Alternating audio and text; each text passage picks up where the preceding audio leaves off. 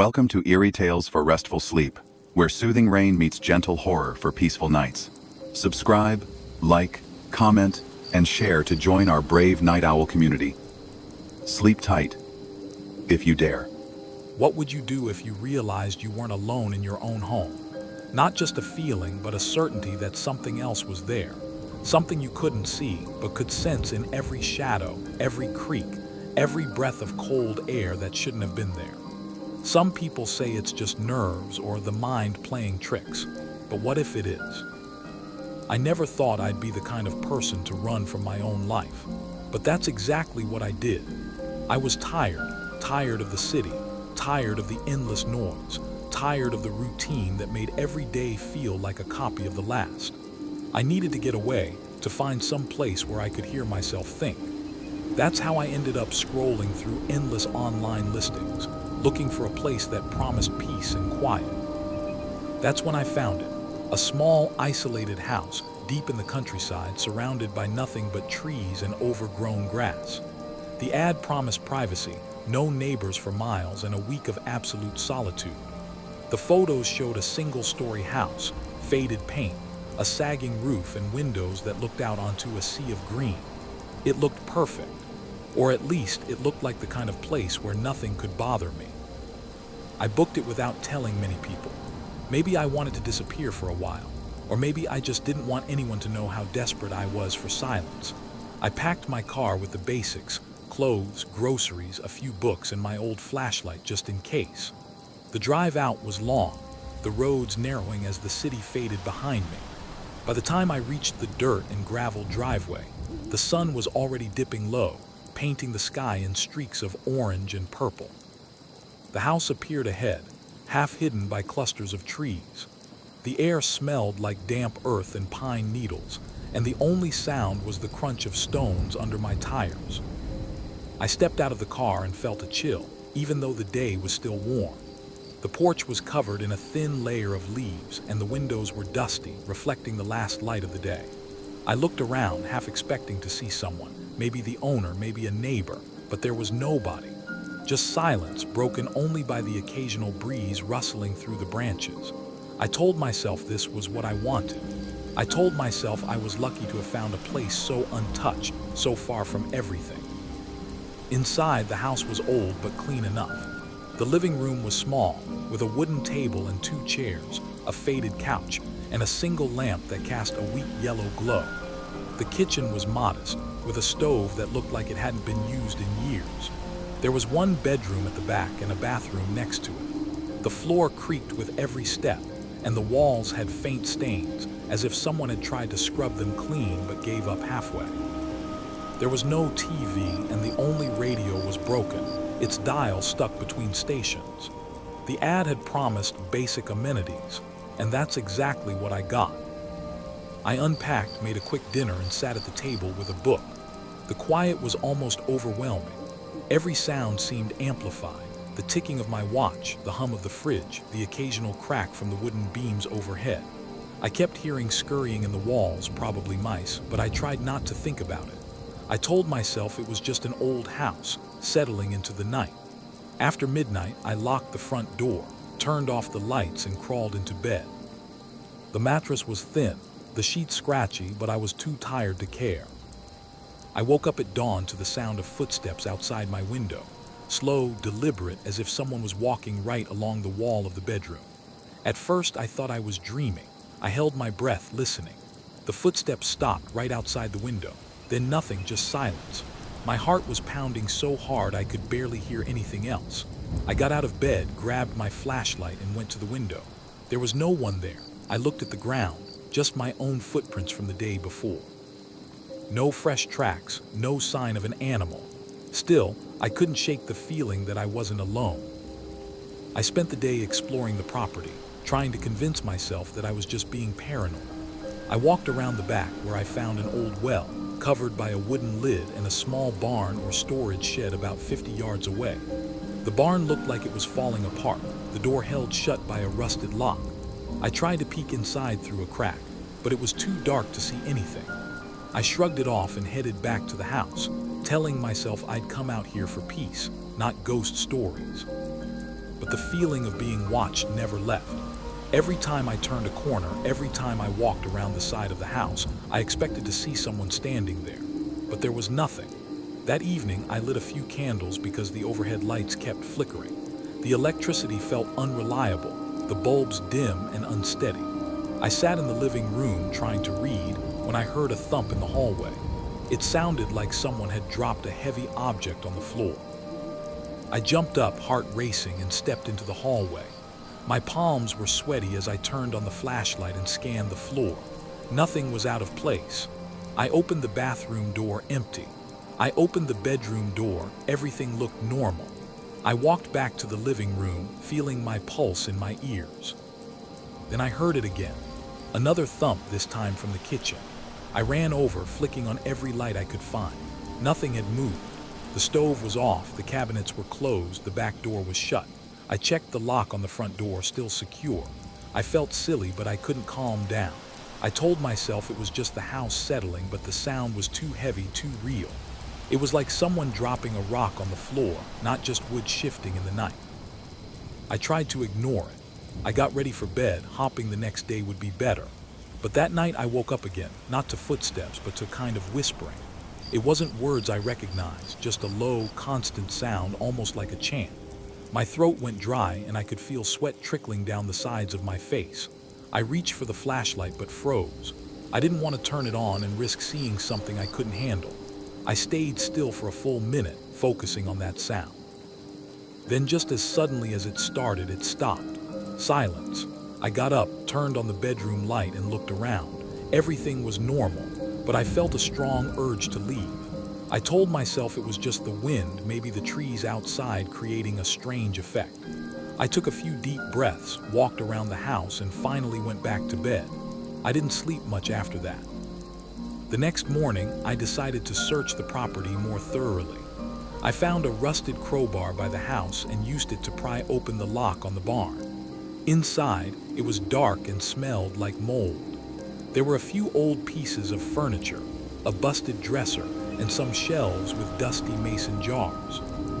At the far end, I noticed a circular pattern on the floor. It looked like old stains or burnt marks, forming a rough circle about 5 feet across. I ran my hand over them. They felt like scorch marks, but very old. I also found a few pieces of rope on the ground and some melted candle stubs. It looked like someone had been here a long time ago, doing something I didn't want to think about. I started feeling a tightness in my chest. My mind jumped to all kinds of explanations, but I tried to stay calm. I left the barn and locked it again, hoping I could forget what I saw. Later, I tried to go about my day. I cooked lunch, tried to read, and decided I would leave the next morning if I kept feeling uneasy. By afternoon, the sky turned gray and it started raining. The sound of water on the roof grew loud and I felt trapped. The rooms felt darker than before. I sat at the table, listening to the rain, when I heard the footsteps again. This time, they sounded like they were inside the house, shuffling across the living room floor. I stood up, my heart pounding so hard it hurt. The footsteps stopped, then started again, crossing the floorboards toward the hallway. I called out, "Who's there?" My voice echoed. No response. I grabbed the flashlight and walked slowly to the living room. The hair on my arm stood on end. The air felt thick, like there was pressure in the room. I shone the light around. The furniture was the same. Nothing was moved. Then I heard a creak behind me near the hallway.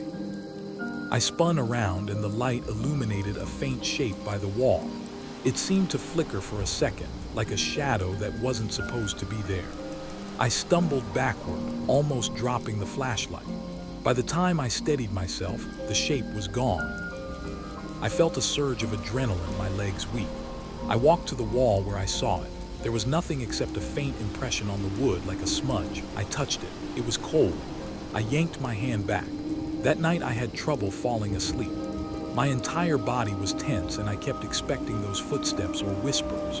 Around midnight, I heard a scraping sound near the bedroom window. It started slow, then got more aggressive, like claws on the wood. I jumped out of bed, ran to the window, and flung it open. The rain had stopped, but the ground was wet and muddy. There was no one there. My breath came in short bursts.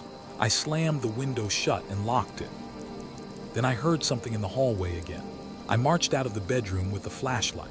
The air felt damp. The hallway was empty, but I noticed faint, muddy footprints leading from the living room to the back door. They were shaped like bare feet, but distorted, too many toes or something. My stomach twisted. I got closer and realized the mud was still fresh. I wiped my hand on my pants and followed the tracks to the back door. It was closed, but unlocked. I was sure I had locked it earlier. I pulled it open and looked outside. Nothing moved. My heartbeat sounded like a drum in my head. I looked back at the footprints and felt my hands shake. I didn't know what to do. I locked the door, then locked myself in the bedroom. I lay awake until dawn, listening to every little noise. I imagined those footsteps packing in the living room or that whisper drifting through the hallway. My mouth was dry and my body was cold despite the blankets. My mind kept returning to that circle in the barn.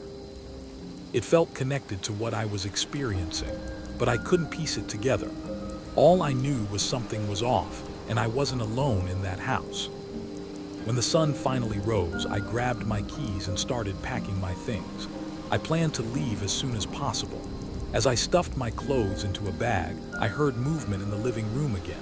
It sounded like someone was dragging something across the floor. I froze in place, then forced myself to keep going, deciding I would not investigate. I zipped my bag, flung it over my shoulder, and headed to the front door. My hands shook so badly I struggled with the lock for a second. I stepped outside into the morning light. The air was cool and I could see a layer of fog over the distant fields. I tossed my bag in the car and turned to lock the front door. That's when I noticed the window in the living room. For a moment I thought I saw a dark silhouette standing inside. It looked tall with a strange posture. I felt a surge of fear so strong I almost fell off the porch. I blinked and the silhouette was gone. I locked the door and hurried to my car. I started the engine, and the sound of the gravel under my tires gave me a strange relief. I glanced back at the house once more before driving off. The windows were dark and empty, but I still sensed something staring back at me from somewhere in there. My stomach felt twisted and my skin tingled. I thought I heard one last thump from the inside, but it might have been my imagination.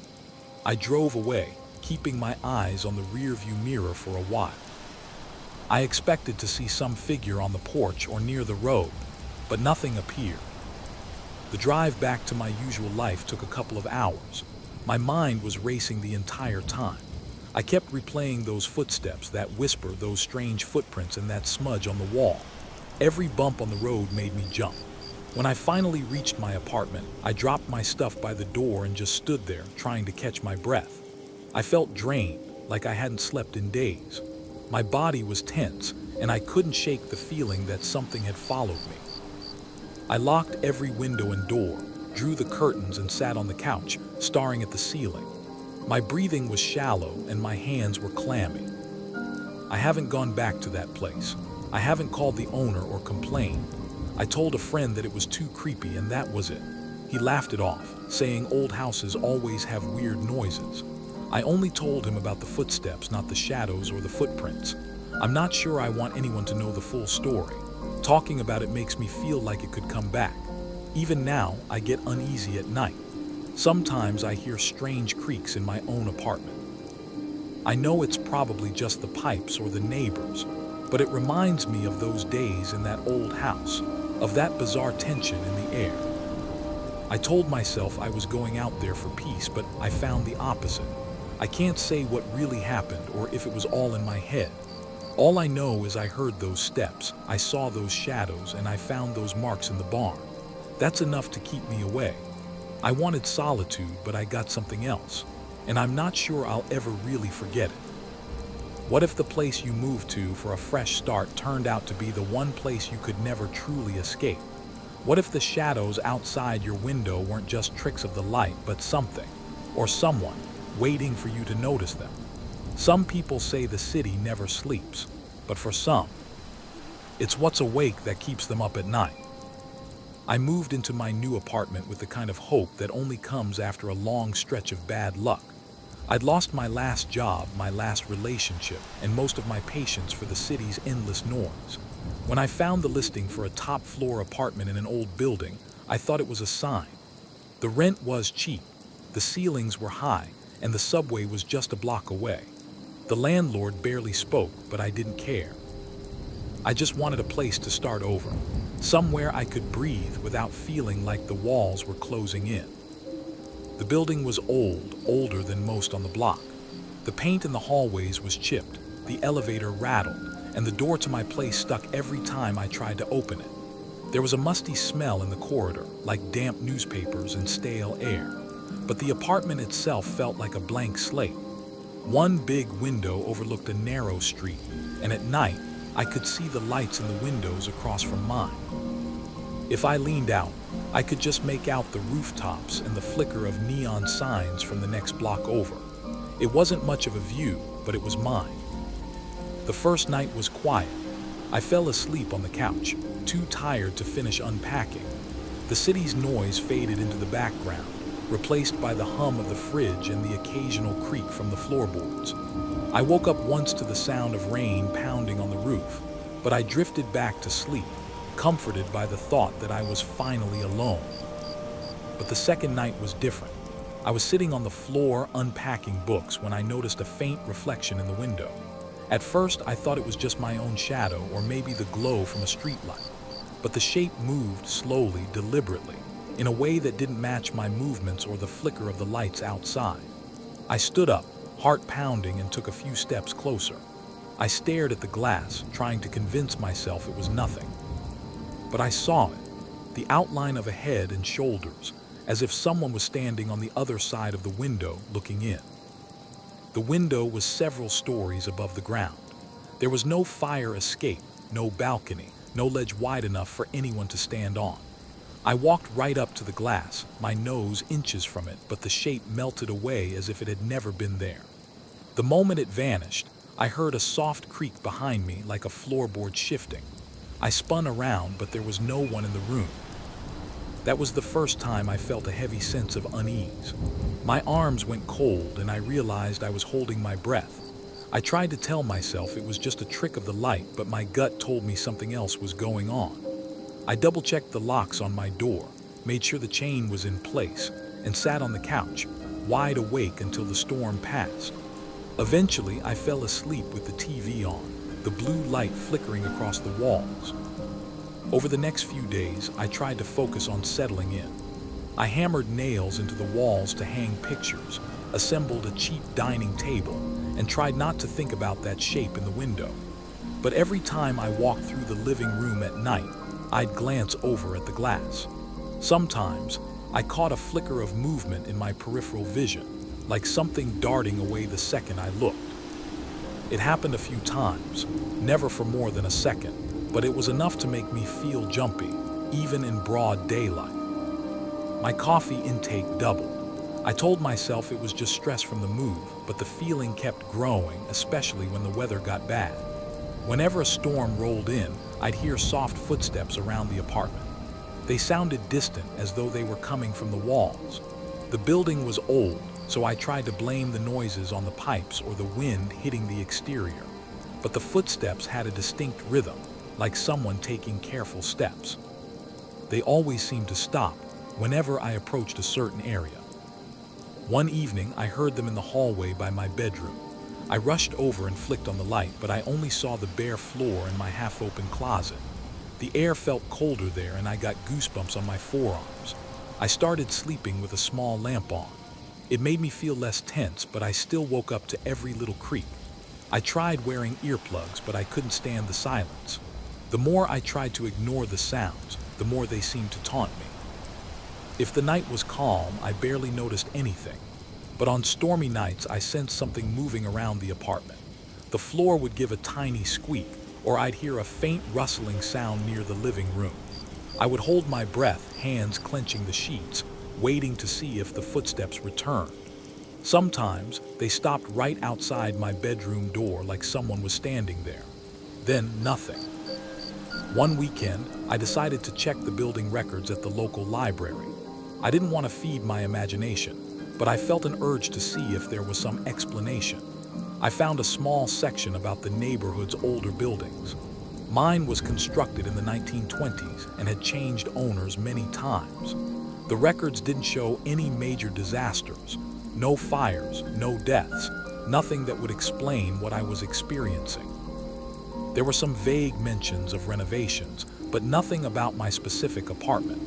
I walked away feeling both relieved and frustrated. I had no real answers. Back at home, I tried to watch a movie to clear my head. Rain started falling again and thunder shook the windows.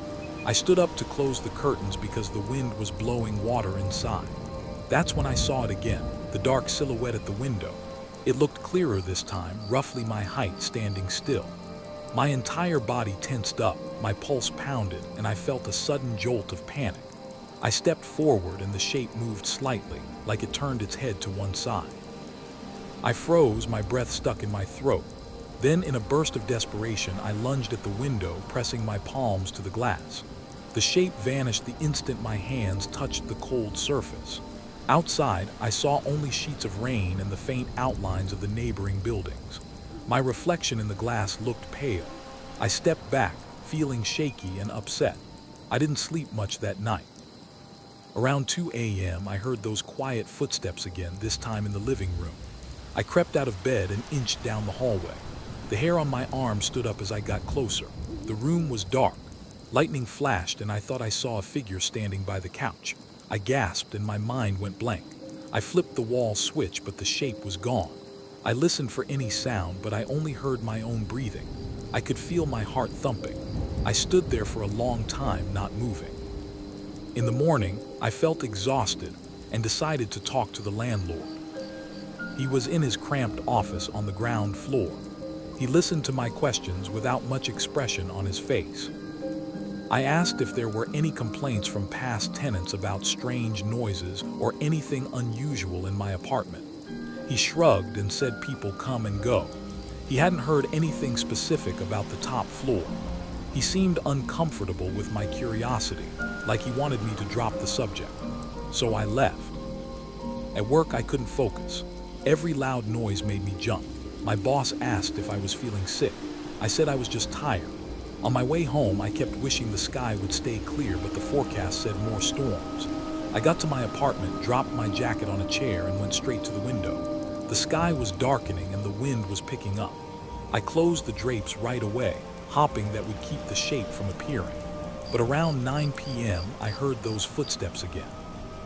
This time, they seemed to wander from the kitchen to the living room. I sat on my bed, holding my phone, debating whether to call the police or someone else. But what would I say? There's no intruder, just these weird steps and that silhouette at the window. Lightning lit up the room from behind the curtains, and thunder shook the walls. My skin prickled with electricity in the air. I got up and grabbed a small flashlight.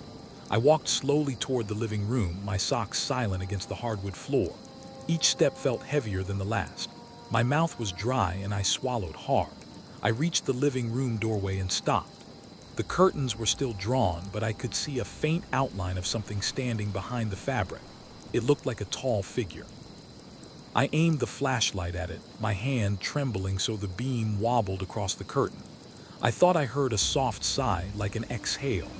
I pulled the curtain back in one quick motion, shining the light at the window. There was nothing there, but I felt a presence, like the air was thicker. Then I heard a new noise, a gentle tapping on the glass. The hair on my neck stood up again. I took a step closer, shining the flashlight at the window, waiting for another tap. The room was silent except for the rumble of thunder outside. I stood there, straining my ears. After a few seconds, the tapping came again, slow and deliberate. My pulse hammered in my temples. I thought about running out of the apartment, but my legs felt heavy. I forced myself to check the window. I placed my palm against the glass, feeling the cold rain on the other side. I wiped a small patch of condensation away and looked out. A flash of lightning revealed the rooftops across the street. I didn't see any ledge or shape outside. Then the silhouette appeared again, faint and shifting. It seemed to be inside the glass, like it was part of the window itself. My stomach twisted in knots. I stepped back, tripped over my foot, and fell backward onto the couch. I stayed there, breathing hard, aiming the flashlight at the empty window frame. The shape was gone. I spent the next hour packing around my living room, turning lights on and off. I tried to see if there was any logical reason for these appearances. I checked outside my door, glanced up and down the hallway. It was empty, with only the soft hum of the hallway light. My hands were shaking and I felt a tightness in my chest. I considered knocking on my neighbor's door to ask if they'd heard anything, but it was late, and I didn't want to look crazy. Plus, I'd never even introduced myself to them. The door had a small nameplate I couldn't decipher. I decided to go back inside. I placed a chair near the window and sat down, flashlight in hand, waiting to see if it happened again. The storm raged outside and the rain beat against the window. Every time lightning flashed, I'd scan the glass. Sometimes I imagined I saw a shadow flicker, but it never stayed long enough for me to be sure. My eyes started to burn from not blinking enough. My shoulders ached from tension. Finally, around 3 a.m., the storm passed and I didn't see anything else. I went to bed, physically and mentally drained. When I woke up the next morning, I felt a deep sense of dread about living here. I didn't want to keep dealing with this, but I wasn't ready to pack up and move so soon. I decided to take a more practical approach. I'd record everything.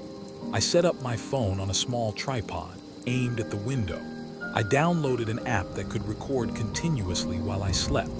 I left the curtains open and turned off the lights in the living room. I wanted to see if the camera caught anything.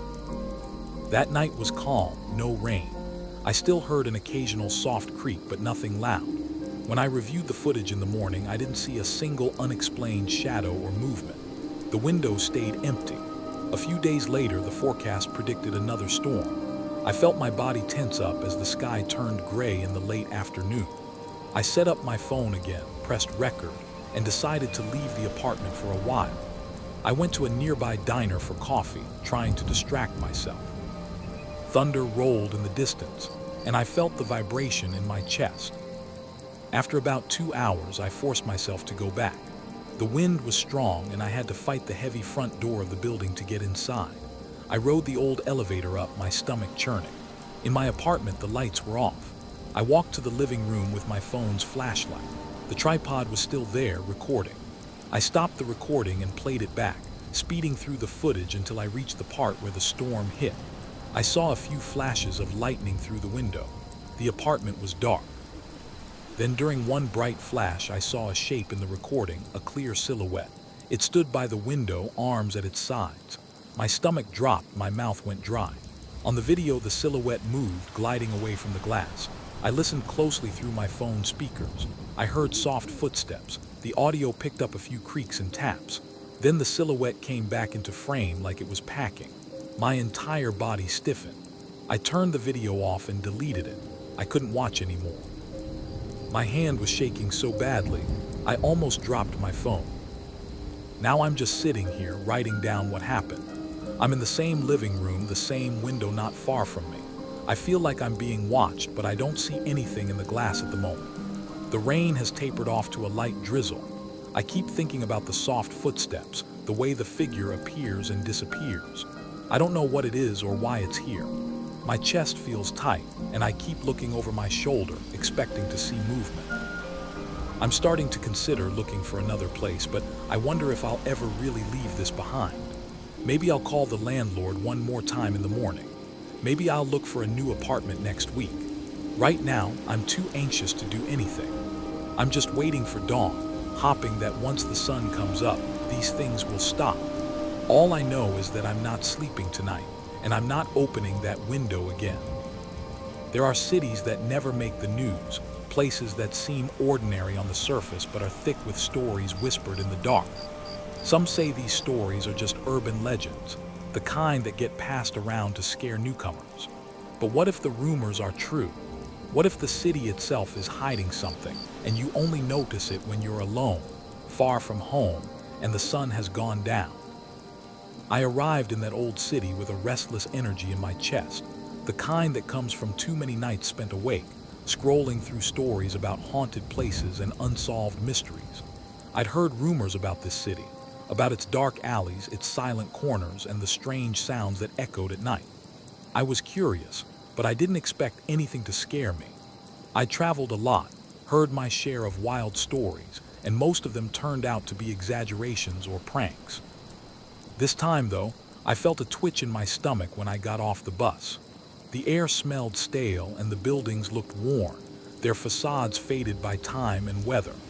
The narrow streets stretched out like a maze, and the city felt older than any place I'd ever been. I had a room waiting in a small hotel, but I wanted to walk around first to see what the fuss was about. I wanted to prove to myself that these rumors were just that, rumors. I slung my bag over my shoulder and started down a quiet street. The pavement was uneven and I had to watch my step. Streetlights flickered, casting weak circles of light on the ground. My footsteps echoed, making me feel like someone was right behind me. But every time I glanced back, there was nobody. The windows on the buildings were covered by thick curtains or dusty shutters. I didn't see movement behind the glass. Sometimes I caught the faint shape of old furniture or piles of boxes, but I couldn't tell if people still lived there. A few blocks in, I heard something that sounded like whispering. It was low, almost like voices fading in and out. I paused near a chipped brick wall and tried to make out words, but I couldn't. I turned a corner and the voices stopped. I told myself it might have been a draft blowing through cracks in the walls, but my chest felt tight and my hands were cold, even though the temperature wasn't that low. As I went farther, the streets got narrower.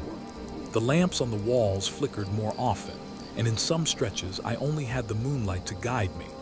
The shadows seemed longer than usual, and my eyes kept darting left and right, trying to detect movement. I thought I saw a figure at the end of one alley, but when I squinted, it was just a battered old trash can. I muttered a nervous laugh and kept going. I stopped by a small convenience store that still had its sign lit.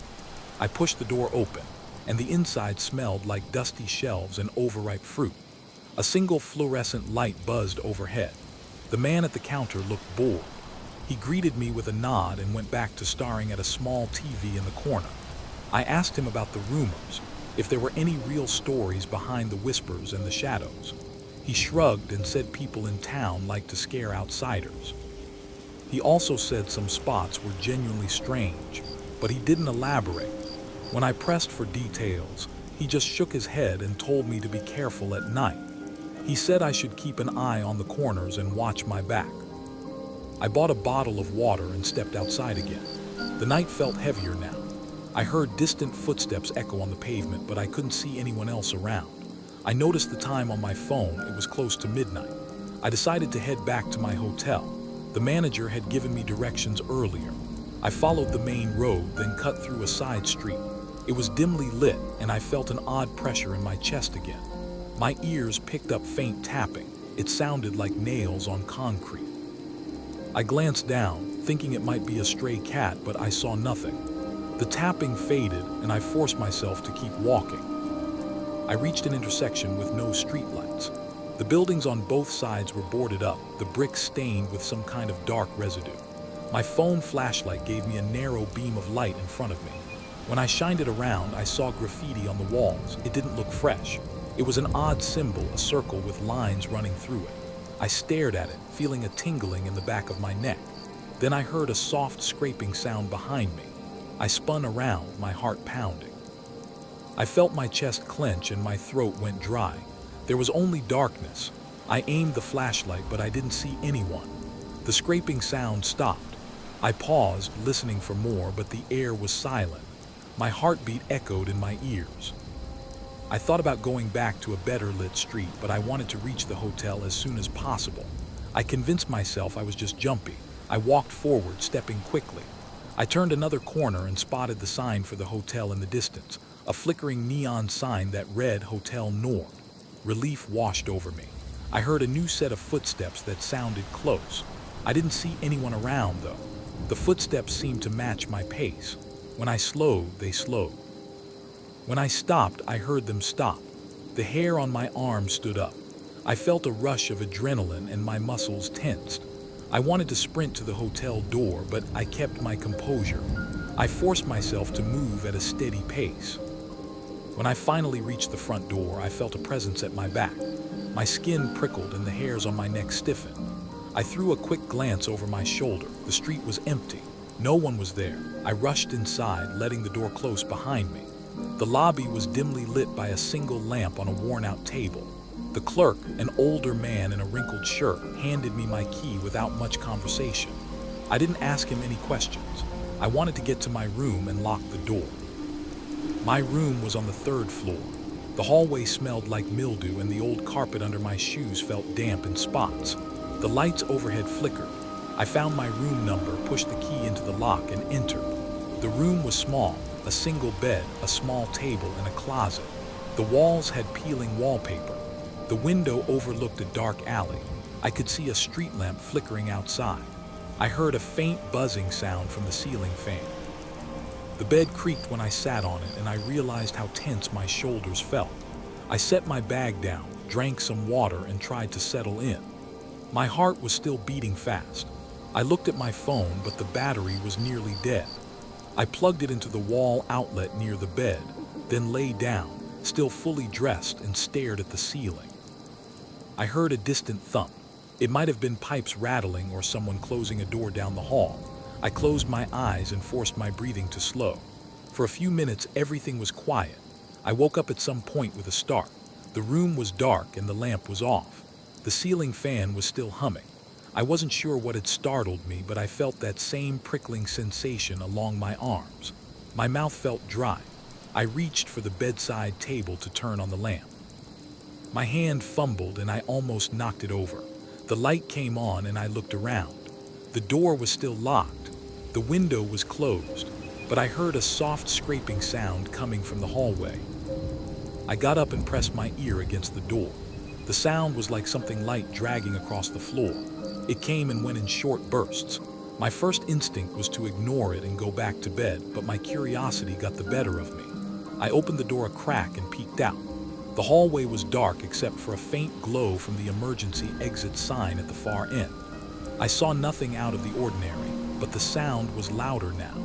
It seemed to come from around the corner near the stairs. I stepped out of my room and walked slowly, trying not to make noise. My heart pounded so hard I heard it in my ears. My mouth felt sour and my hands trembled a bit. I reached the corner and looked down the next stretch of hallway. I saw a dark figure near the stairwell door. It was bent low, and it looked like it was scraping at the floor with something thin. I froze, my breath caught in my throat. The figure didn't move from its crouched position. I thought maybe it was a person who had lost something on the ground. Then I realized it was scratching a symbol on the floor. It looked like the same circle and lines I had seen outside. My legs felt shaky. I wanted to run back to my room, lock the door, and wait until morning. But I took one more step forward. The floorboard creaked under my foot. The figure's head snapped up. I saw pale skin and wide eyes staring back at me. My chest tightened so much that I thought I might pass out. The figure straightened up and tilted its head. As if it was trying to decide what to do, we stared at each other for a few seconds. Then the figure shuffled backward into the stairwell. I heard the door open and shut. The hallway was quiet again. My body felt numb and my mind raced. I forced myself to move forward. I reached the spot where the figure had been crouching. I pointed my phone flashlight at the floor. The scratch marks looked fresh. They formed the same symbol I'd seen on the building outside. The wood was gouged and there were small flakes of paint scattered around. I couldn't figure out what that symbol meant. I didn't understand why someone would crawl around at night carving strange shapes. I crouched down to touch the scratches. They felt rough. My fingertips picked up tiny splinters. I swallowed hard and glanced at the stairwell door. I had no desire to follow that figure. I turned around and hurried back to my room. Once inside, I locked the door and dragged the small table in front of it. My hands trembled as I did this. My heart was hammering and my stomach felt tight. I glanced out the window, half expecting to see someone in the alley below. The street lamp flickered, and I thought I saw a shape pass through the light, but it was too quick to identify. I went to the bathroom to splash water on my face. The water was lukewarm and had a slight metallic smell. I dried off with a thin towel and looked at myself in the mirror. I looked pale, my hair messy from lying down, my eyes bloodshot from the sudden rush of adrenaline. I spent the rest of the night sitting on the bed, leaning against the headboard with the lamp on. Every little noise in the hallway made me jump. At one point, I heard footsteps and a soft knocking on a door across the hall. I assumed it was another guest, but I didn't dare open mine to check. Eventually, I drifted off to a light sleep. I dreamed that the figure was inside my room, standing in the corner, scratching that same symbol into the wall. When I woke up, the sun was peeking through the curtains. I left the hotel early. I felt stiff and exhausted. My back ached and my eyes burned from lack of sleep. The lobby was empty except for the same clerk from the night before. He gave me a nod. I thought about asking if anyone else had reported strange activity, but something told me he wouldn't offer much. I stepped outside. The morning sun made the streets look less ominous.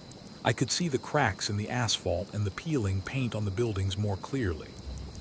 People were starting their day, opening doors, rolling up shutters.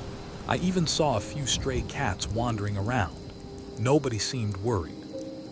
I decided to explore a bit more before leaving the city. I walked around, checking the corners where I had felt followed. I found the same graffiti symbol on several walls. Some looked older, partially covered by newer paint. Others looked fresh. I realized this wasn't just random vandalism. It seemed deliberate, like someone was marking certain spots. I felt uneasy, but I wanted to understand why.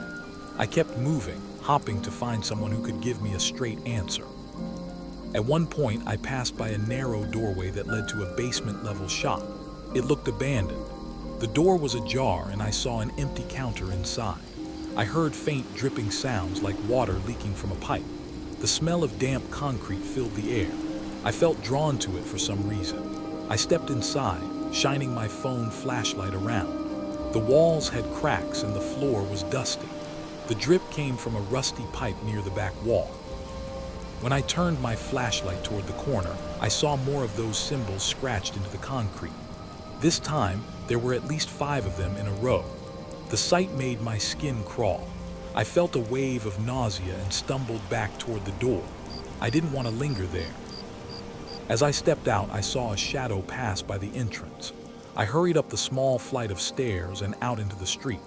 When I looked around, I didn't see anyone. I stood there, breathing heavily. I noticed my pulse hammering and my ears felt hot. I couldn't shake the feeling that this place had been used for something secret. Maybe a meeting spot for people who believed in these symbols, maybe something else. After that, I decided it was time to go. My original plan had been to spend a few days exploring the city, but I felt a deep urge to leave. I walked back to the bus station, passing by the same roads I had used the night before. They looked different in daylight, but I still felt uneasy. Every time I saw a random passerby, I wondered if they were involved in this strange marking, but no one looked at me with any special interest. Some folks nodded a polite greeting, others went about their errands. I reached the bus station and bought a ticket for the next bus out. While I waited, I sat on a cracked wooden bench and thought about everything I had experienced. I kept remembering the whispering, the footsteps, and that figure crouched in the hallway. I felt a tightness in my chest when I pictured those pale eyes. The bus finally arrived. I climbed on, found a seat near the window, and let out a long breath.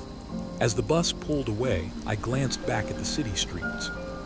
The sun was hitting the rooftops, and it all looked almost normal under the bright light. But I knew what it was like at night. I knew what I had seen. I didn't speak to anyone on the ride out. My thoughts stayed locked on those symbols, those footsteps, and the feeling of being watched.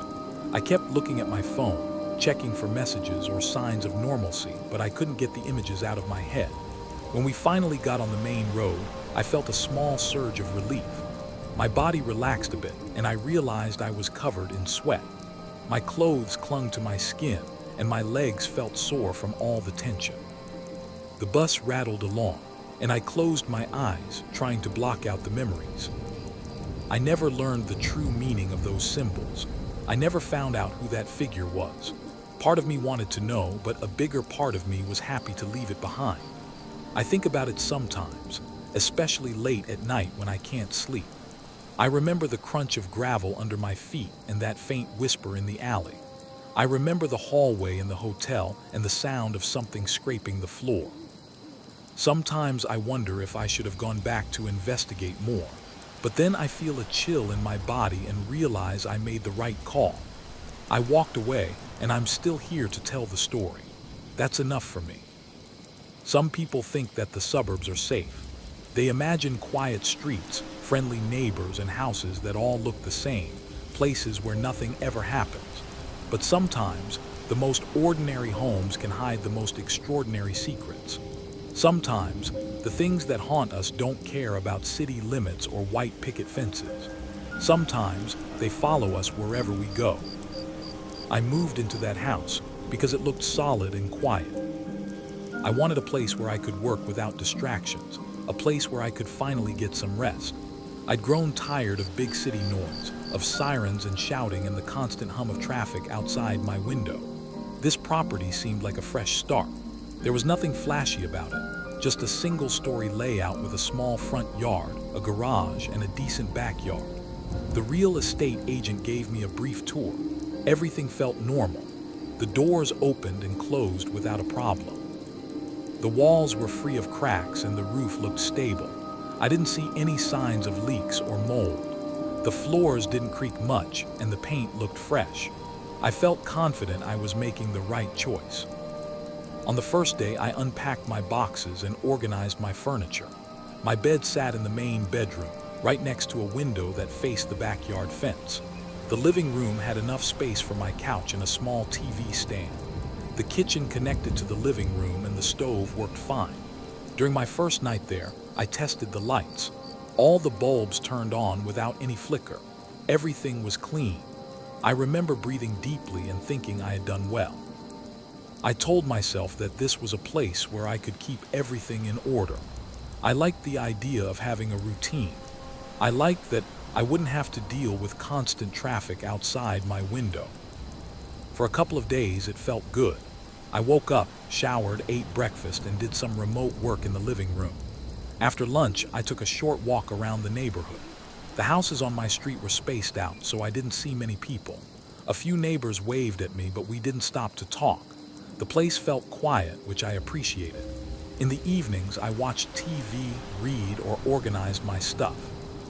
By 10 or 11 at night, I'd crawl into bed, turn off the bedside lamp, and fall asleep without trouble.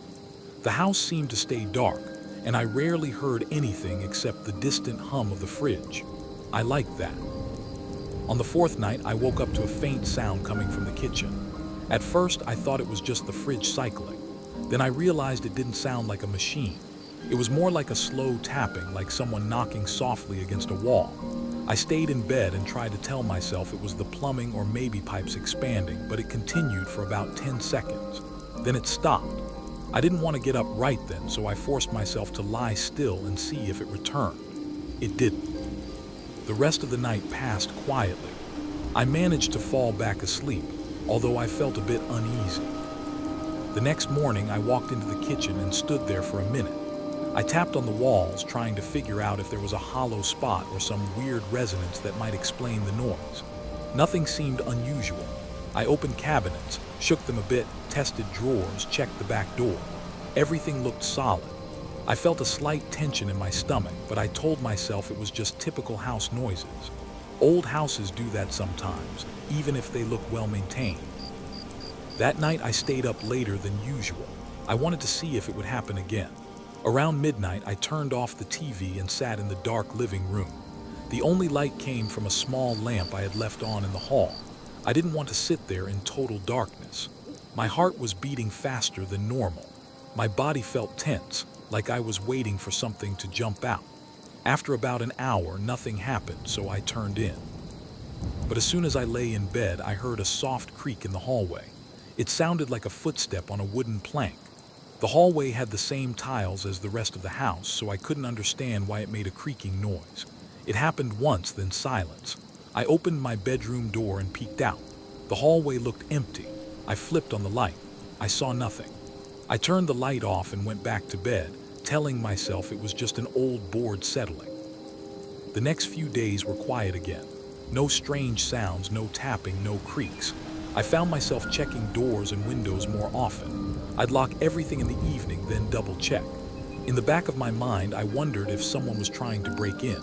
I even looked for footprints outside by the fence. I found no signs. During the day, the house seemed normal and I felt fine.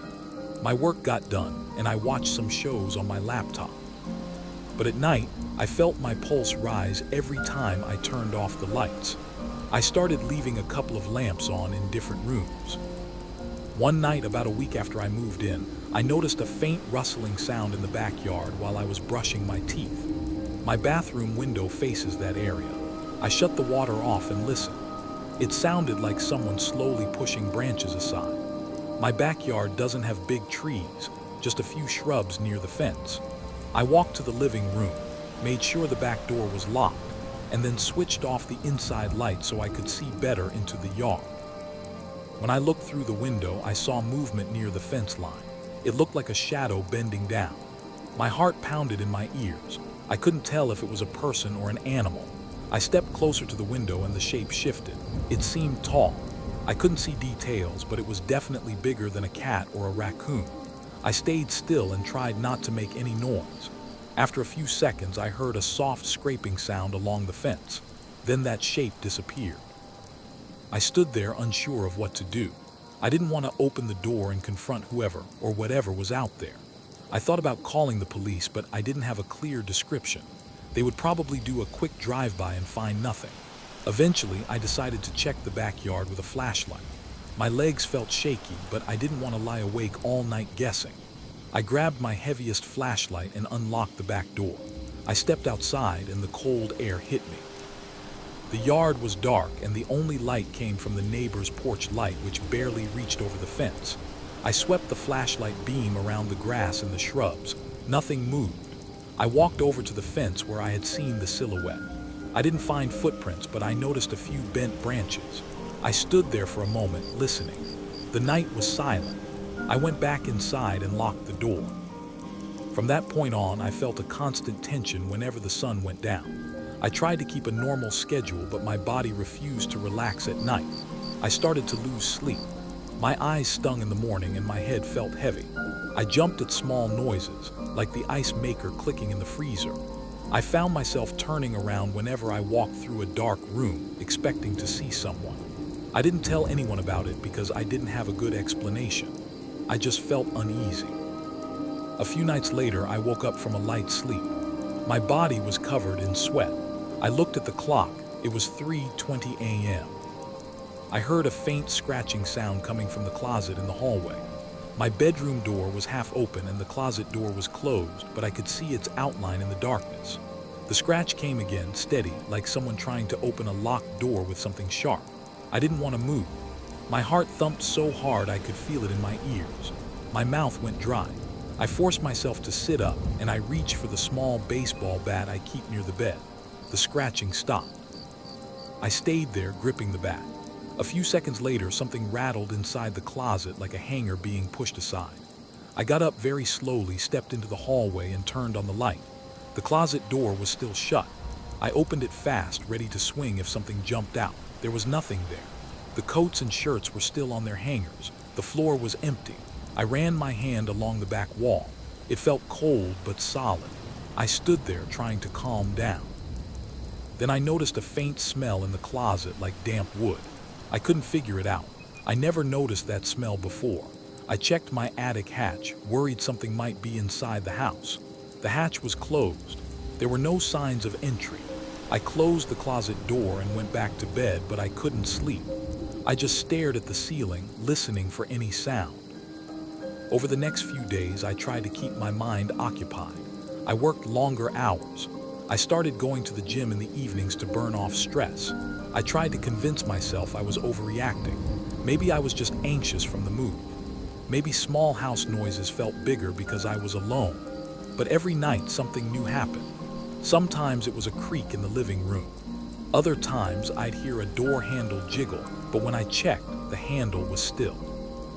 Once I heard a faint whistle in the backyard, like someone exhaling. When I looked outside, I saw nothing. One night around 2 a.m., I went to the kitchen for a glass of water. I had left the hallway light on, so the kitchen was dimly lit by the overlap. As I reached for a cup, I noticed a shape in the corner of my eye. I turned and saw what looked like a person standing near the sliding glass door, but the door's curtains were closed, so I couldn't see a face. It was just a dark outline pressed against the curtain. My scalp prickled. My hands started trembling. I dropped the cup on the counter. I grabbed a kitchen knife, then I yanked the curtain open in one swift move. There was nothing there. The glass door was locked and the outside was dark. I pressed my face to the glass to check the backyard. I saw only the faint outline of the fence. My breath fogged the glass.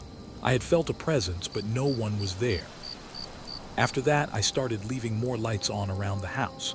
My electric bill went up, but I didn't care. The constant feeling of being watched bothered me more than any extra cost. I went to the hardware store and bought motion-activated lights for the backyard. I installed them near the fence. For a few nights, they stayed off, and I slept a bit better. Then one evening, I was reading in the living room when I heard a loud click from outside, followed by a burst of light through the window. Something had triggered the motion-activated lights. I jumped off the couch and ran to the window. I saw the beams of light flooding the backyard. For a split second, I saw a figure near the corner of the fence. Then it moved out of view. It was tall and moved quickly. I ran to the back door and opened it. The lights were still on, but the yard was empty by the time I stepped outside. I walked to the fence and looked over into the neighbor's yard. Nothing. When I turned back, my own yard looked undisturbed, except for a few small marks in the dirt, but I couldn't make out shoe prints. In the mornings, I felt a constant knot in my stomach. I checked every inch of the yard, every corner of the house, the garage, the crawl space. No sign of forced entry, no sign of animals. I tried to convince myself maybe it was a stray dog triggering the sensors, but the silhouette I saw looked human. I even considered whether someone was messing with me, but I didn't know anyone in this area well enough for that. My neighbors seemed normal, but I barely spoke to them. I started waking up earlier, sometimes before sunrise, and I'd just walk around the house, turning lights on and off, checking locks, opening and closing closets to reassure myself. My nerves felt shot. My back tensed up and my neck started to ache. One night I tried sleeping in the living room, thinking I might hear things more clearly. Around 3 a.m., I noticed the dim shape of a person standing just outside the living room window. I saw them through a gap in the curtains. This time I felt sure. The figure stood there for about 2 seconds. I saw the outline of a shoulder and part of a head. The shape moved away as soon as I stood up. I rushed over, yanked the curtain aside, and there was nothing. My chest felt tight and I had trouble breathing for a moment. I decided to call a local security company. They installed cameras around the perimeter. I had 4 cameras pointing at different angles: front door, driveway, backyard, and side gate. I checked the feed on my phone regularly. For a couple of nights, nothing appeared.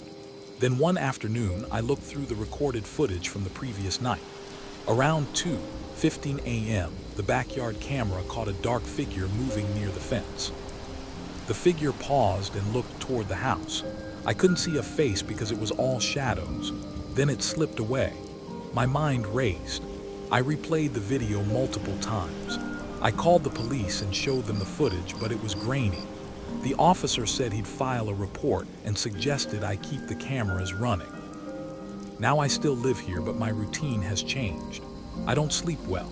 I lock every door by 8 p.m. I keep the lights on in the hallway, kitchen, and living room. Some nights I hear tapping on the walls or windows, but when I check the cameras, I don't see anything. Sometimes I hear footsteps, but there's no one in the recordings. My body stays tense even when the house is quiet. I've considered moving out, but I put a lot of money into this place. During the day, it looks like any ordinary house. At night, it changes. I can't explain it and I can't ignore it. Every evening, I feel a slow dread when darkness settles.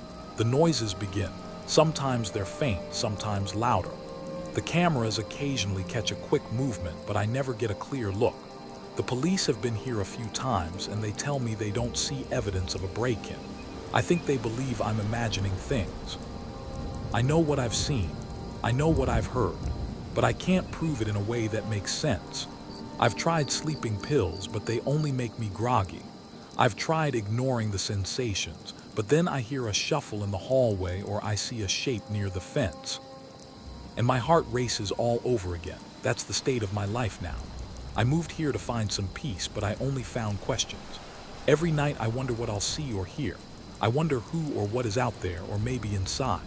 I keep hopping it's just a series of strange coincidences. I can't think of a better explanation. All I know is that I'm tired and I'm scared and I'm always waiting for that next sound in the dark. Sometimes the past isn't the only thing that haunts us. Sometimes it's the places we choose for a new beginning that end up holding the strangest secrets. I thought I was starting over when I moved into that loft. I thought I was leaving behind the chaos, the clutter, and the memories that weighed me down. But the truth is, you never really know what you're bringing with you, or what's already waiting for you on the other side of the door. I stepped into the loft with a firm decision to start over. I had no interest in holding on to old routines or old clutter. I wanted fresh energy around me, a blank slate. My name is David, and I've always considered myself a curious guy, maybe even a little too curious for my own good. This loft sat on the third floor of an old brick building in the center of the city.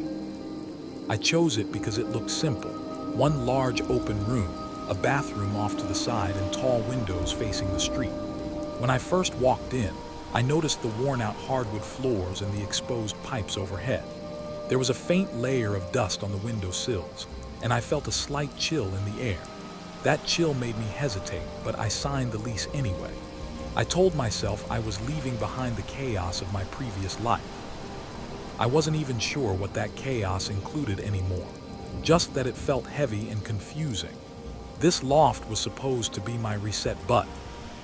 On my first night, I heard a soft scratching sound above me. I was lying on my new futon in the middle of the room, my lamp casting a dim circle of light across my blanket. The walls looked gray at night, and the ceiling felt higher than it had during the day. It was quiet except for distant traffic noises outside, so that scratching stood out. It sounded like claws dragging across wood, or maybe something shifting. My pulse started to pound, and I got out of bed quickly. I grabbed my phone and turned on the flashlight, aiming it at the ceiling, but I didn't see anything unusual. The pipes were there, some old wiring and a few cobwebs. The sound had stopped. I decided to ignore it. I went back to the futon and closed my eyes, my heart still unsteady. I kept listening for any new noises. After a few minutes, I noticed a faint rustling from behind the walls. It reminded me of paper being crumpled. I tried to focus on my breathing. I thought it might be an old building settling, or a draft moving through cracks. At some point, I drifted off to sleep, but I kept waking up every hour, feeling a slight tremor under my skin. Each time, I'd look around and see nothing but the same dim shape of the ceiling overhead. In the morning, I got up and walked around the loft, checking every corner. The bathroom was cold and there was some mold around the shower tiles. I made a mental note to clean that up. I looked through the main room, tapped the pipes, and moved boxes around to see if there were any signs of an animal nesting somewhere. I found nothing. My hands felt a little shaky, but I decided it was just from a lack of sleep. I stepped out to the hallway, locked my door, and headed downstairs. I wanted to grab coffee from the place across the street, and maybe walk around to get a feel for the neighborhood. Outside, the traffic noise felt louder. The air was thick with car exhaust, and I heard people talking as they passed by. I could smell fresh bread from a bakery a few doors down. I grabbed my coffee and wandered for a bit, trying to push away the memory of last night's scratching. I watched construction workers unload materials from a truck, their voices echoing between the tall buildings. I felt safer outside under the daylight, but I couldn't shake a sense that something was off about the loft. I told myself it was just an adjustment phase. New places can feel strange at first. That night I felt prepared to sleep better. I had a small dinner at my kitchenette, just a sandwich and some chips. I watched a streaming show on my phone, then turned off the light around midnight. The loft looked darker than before. The streetlights outside cast thin strips of orange across the floor. My body felt tense. I lay there with my eyes open, counting my breaths. Minutes later, I heard a thump in the ceiling. I tensed up, and my eyes flicked to the same spot above me. The noise seemed to move in a circle as if someone was walking around. But there was no room above mine. The top of the building only had a small maintenance space under the roof. My mind raced with questions. Could there be a person up there? An animal? I had no idea. I switched on the lamp, got up, and dragged a chair to the center of the room. I climbed onto it to get closer to the pipes. My head almost touched them, and I could smell dust and old metal. My heart was pounding so hard I heard it in my ears. I pressed my ear against the ceiling, trying to pick up any movement. The surface felt cold. I didn't hear anything. After a minute, I climbed down, feeling my chest tight. I wanted to shake off the tension, so I jumped a few times on the floor as if warming up. My hands were clammy, and my mouth felt dry. I told myself I was getting spooked over nothing. I tried to sleep again, but every small sound in the loft set me on edge. The creaking of pipes, the faint hum of the refrigerator, even the wind outside made me twitch. Eventually, I dozed off. Right before I did, I thought I saw a shape pass across my windows. The windows are large, but there's a narrow ledge outside. My stomach dropped when I saw that shadow because no one should be walking on that ledge. It was too small. I only caught a glimpse, but it looked like a figure just for a split second. I felt a cold sweat spread across my forehead. In the morning, I woke up with a headache. My neck felt stiff from the stress of the night before. I opened the windows to get fresh air and looked down at the street. People were walking, horns were honking, and I felt some relief in the daylight. I searched the window ledge from inside, but I didn't see any footprints or marks. I couldn't imagine how someone could stand there.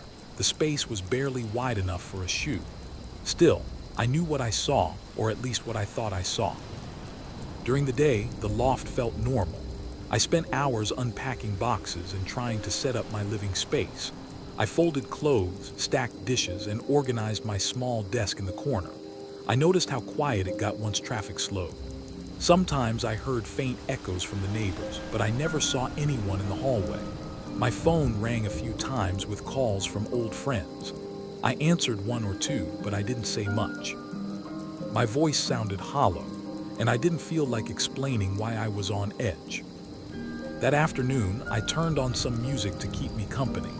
I made a grocery list and decided to check out the supermarket a few blocks away. When I left, I locked the door and tested it twice.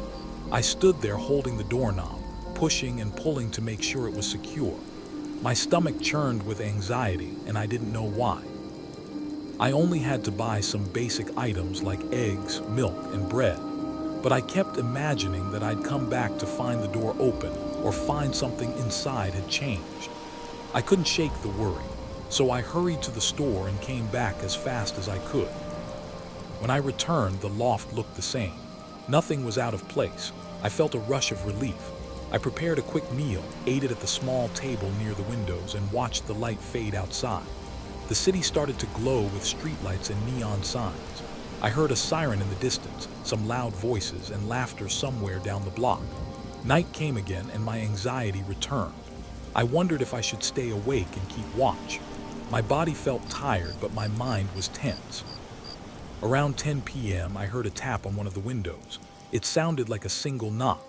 I froze on my futon, holding my phone, which was lighting up with a new text message. I looked at the windows, but I didn't see anyone. The knock happened again, one solid tap on the glass. My spine tingled and my pulse spiked. I stood up slowly, walked to the window, and looked outside. I only saw the street below. A few cars passed, headlights shining. I couldn't see anyone on the ledge. I pressed my forehead against the glass and felt the cool surface. My breath fogged a small patch. Nothing was there. I stepped away, sat back down, and checked my phone. My friend had sent me a message asking how I was. My hands were shaking, so I put the phone aside. I stared at the windows, waiting. My ears were tuned to every little sound. After a few minutes, I heard a soft creak from the ceiling near the far corner of the loft. My skin prickled. I turned my head in that direction and squinted, but I only saw the pipe running along the corner. Then the overhead light flickered. It only flickered once, but it made me jump. My legs felt weak, and I had to take a deep breath to calm down. I wanted to do something, so I grabbed a broom and started tapping the ceiling, going from corner to corner. I tapped near the pipes, near the edges where the ceiling met the walls, and I listened for any response. The only sounds were my broom hitting the drywall and my own breathing. I kept looking over my shoulder at the windows, half expecting another knock. I felt exposed under that overhead light. My mouth was dry again, and my throat felt tight. I paced around the room, checking each window lock. I felt sweat forming at the back of my neck. My thoughts were spinning. I kept wondering if I was imagining things, but the sensations felt real. The knocks, the shadows, the scratching. They seemed to come from different parts of the loft. I decided to climb the building's stairwell to see if I could get into the maintenance space above me. Maybe I'd find a loose vent or some sign of an animal. I grabbed my keys, walked out, and headed up the stairs to the top floor. The door to the maintenance space was locked. I jiggled the handle and felt it rattle, but it didn't budge. I listened through the door, but I didn't hear anything. The hallway was quiet and the fluorescent lights buzzed. My heart was racing and my palms were slick with sweat. I went back down to my floor. The corridor smelled stale, like old carpeting. My feet echoed on the floor as I walked back to my loft. When I stepped inside, I felt a draft and my stomach dropped. One of my windows was open about an inch. I knew I'd locked it. I had just checked them. I rushed to it and slammed it shut. I locked it again, pulling on it a few times to make sure it was secure. My body was shaking. I paced back and forth, trying to figure out what was happening. I called the building manager, but it went to voicemail. I left a brief message saying I heard noises and that I found a window open. I asked if there were any issues with security or with the building structure. I spent that night on edge, dozing off in short bursts. I woke up several times, feeling my heart pound in my throat. Each time I checked the windows and the ceiling. I heard random clicks and distant thuds, but I never found the source. My head throbbed from lack of sleep. By sunrise, I felt exhausted. I sat on the floor, leaning against my futon, and tried to calm down. My hands wouldn't stop shaking. I drank some water and felt it settle in my empty stomach. Over the next few days, the strange events continued. Sometimes I heard soft steps overhead. Sometimes I saw a shape cross my windows after midnight. I once smelled a strong odor of damp wood near the bathroom, but it vanished when I tried to trace it. The building manager finally called me back and said he didn't know of any problems. He told me the maintenance space was for authorized personnel only and no one had been in there recently. He suggested I might be hearing old pipes or rodents. When I brought up the open window, he laughed and said the locks were old and might be loose. I tried to accept that explanation, but my body refused to relax. At night, my limbs felt cold. My scalp tingled when I heard the slightest noise. My mind kept picturing someone or something lingering above me, watching me from the ceiling or from the window ledge. I felt stuck in a loop of fear and confusion. I had moved here to escape chaos, but this place felt more chaotic than anything I'd experienced. One night when I was almost asleep, I heard a voice whisper my name. It sounded like it came from right next to my ear. I jumped up and turned on every light in the loft. My breath came in gasps, and I almost called the police, but I couldn't prove anything was happening. I stood in the middle of my loft, shaking, and realized I needed to confront this head-on. I started searching online for information about the building. I found a few mentions of it being old, with some minor renovations over the years. I didn't find any record of break-ins or major issues. I tried to talk to a neighbor across the hall, but I only heard music behind their door. They never answered my knocks. I felt isolated. I stayed up one night with the lights on, waiting for a noise or a shadow. Around 2 a.m., I heard the same scratching in the ceiling. I climbed on a chair, holding a flashlight, and stared at the pipes. Nothing moved. The scratch continued for about a minute and then stopped. My head felt like it was spinning. My chest was so tight I had trouble breathing. I don't know what's real anymore. Every night I see something in my peripheral vision near the windows. I hear soft knocks on the glass, but no one is there. The floor vibrates under my feet in the early hours of the morning, but I can't figure out why. I've locked everything, checked everything, and tried to stay calm. My body reacts with chills and shakes whenever I sense movement. My mind keeps going in circles, questioning every noise and every flicker of light. I came here to find peace, but instead I'm stuck in this constant state of alert. I feel like the past is trying to get my attention, but I can't understand what it wants. I wonder if I'm alone in this, or if someone else has gone through the same experiences in this building. I stand here now near my windows, listening to the city noise outside. My heart is beating fast as I replay everything that happened. The scratches, the knocks, the shapes, and the tension in my body. My mind is full of questions I can't answer. I keep my phone nearby, but I'm not sure who to call. This loft was supposed to be my new start, but it's become something else. I can feel the air around me shift when the sun goes down. My eyes dart from the ceiling to the windows, waiting for the next unexplained event. My body stays tense and I can't rest. I'm here, trapped between my own fears and whatever lurks above or outside those windows. I'm not sure how much longer I can handle this, but I have no plan to leave. I'm stuck in this cycle, hoping that one day the noises and shadows will stop and I can finally breathe easy in my own space. Until then, I keep my ears open, my eyes alert, and my heart pounding. There are places that seem to exist just outside the edge of normal life, places that feel like they're waiting for you, watching you, even before you step inside. Some people say it's just nerves or the power of suggestion, but others know better. Sometimes, a single night in the wrong house is enough to change everything. I felt uneasy the moment I stepped onto the porch of the guest house. The air felt thick, and my stomach cramped as soon as I put my hand on the front doorknob. I'd rented a room here because I wanted a quiet place to gather my thoughts, to finish a project that had been hanging over my head for months. I didn't expect to feel unsettled right away. I stood there for a few seconds, wondering if I should change my mind. Instead, I forced a smile, walked inside, and told myself to calm down. The hallway was empty, but I heard a muffled voice from the back. I called out, and the owner appeared, a tall man with tense shoulders and a blank stare. He gave me a few quick instructions about the house rules, handed me a key, pointed upstairs, and left me standing alone. I watched him walk away without another word. I carried my duffel bag up the stairs, each step creaking under my feet. The hallway upstairs smelled like old wood and stale air. My room was at the far end, next to a small window that looked out onto an overgrown garden. I could see rusted statues and broken benches. The guest house seemed worn down, and a strange draft made the windows rattle. I tried to dismiss my uneasiness. I told myself that I had stayed in worse places and that this was only temporary. I hung my coat on a hook, dropped my bag on the floor, and started to unpack. That first night, I heard faint tapping noises coming from somewhere in the house. I assumed it was pipes or maybe the walls settling.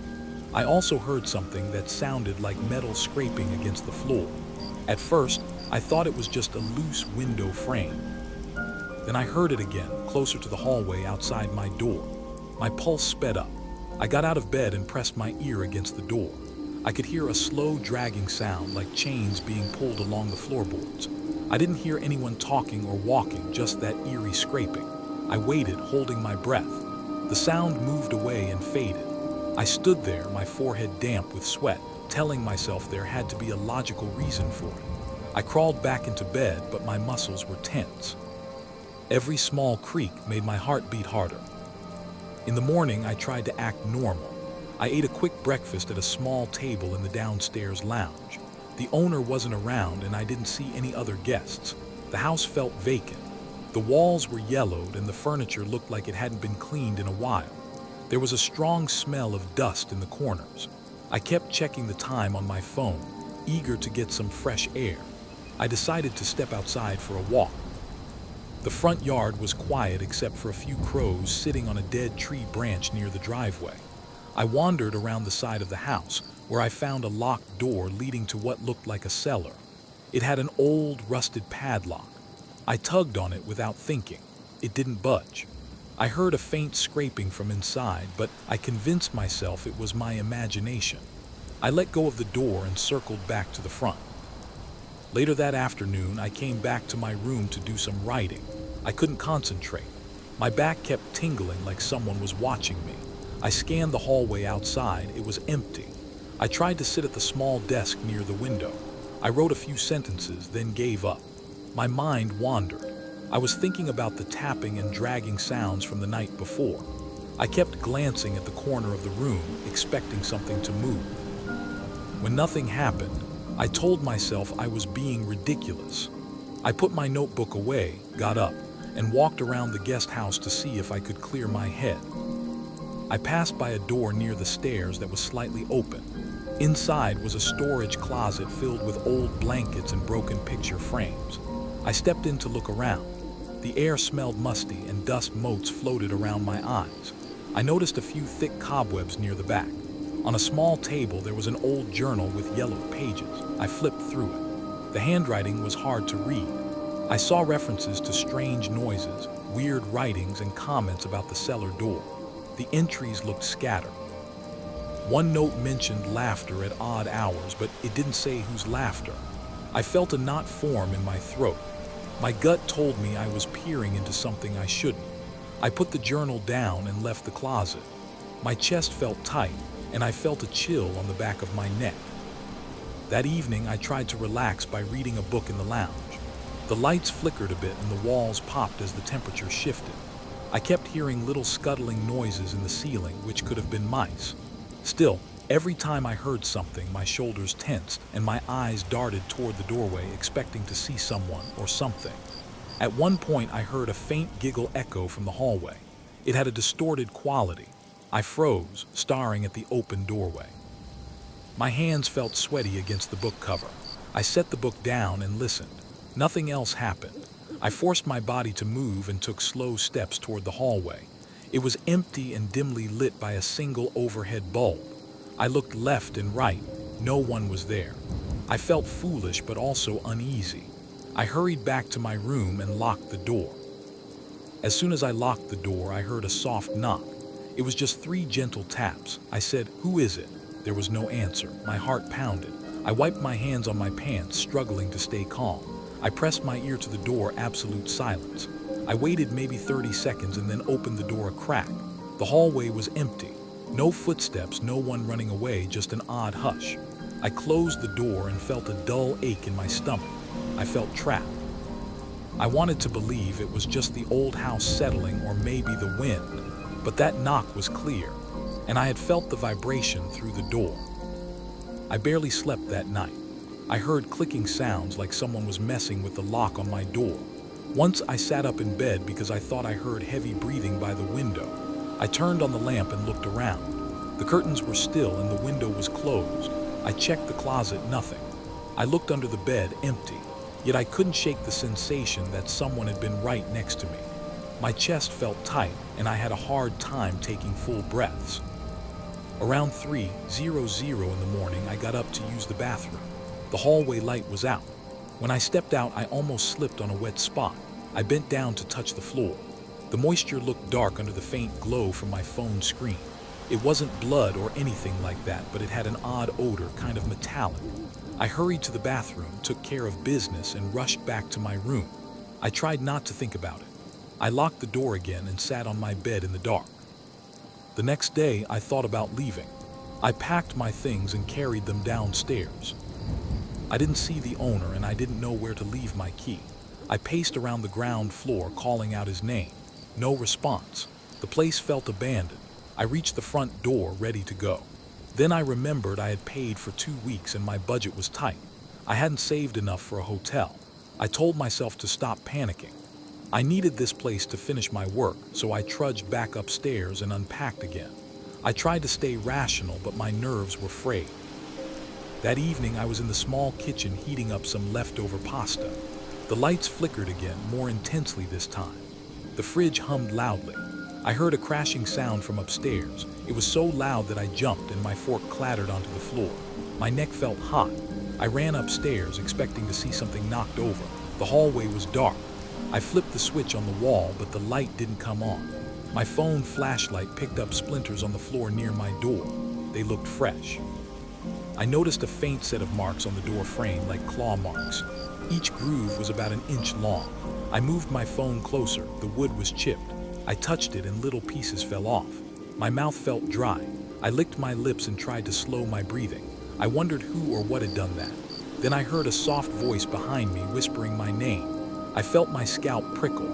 I spun around, flashlight shining, but I saw no one. The hallway was empty again. I hardly ate that night. I forced myself to swallow a bit of pasta, but every bite tasted wrong. I kept hearing squeaking sounds from the walls. Sometimes it sounded like faint moaning. My body felt tense and I had a mild headache. I tried to distract myself by checking social media on my phone. The signal was weak. I typed out a few messages to friends, telling them the place was creepy.